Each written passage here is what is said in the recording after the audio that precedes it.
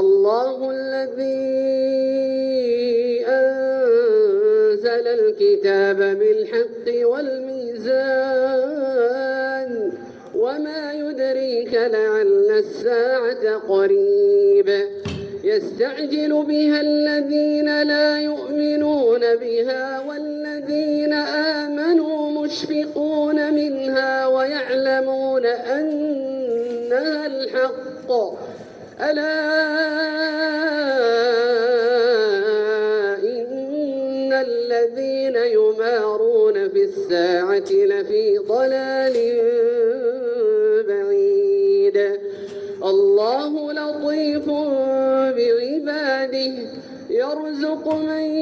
يشاء وهو القوي العزيز من كان يريد حرث الآخرة نزد له في حرثه ومن كان يريد حرث الدنيا نؤته منها وما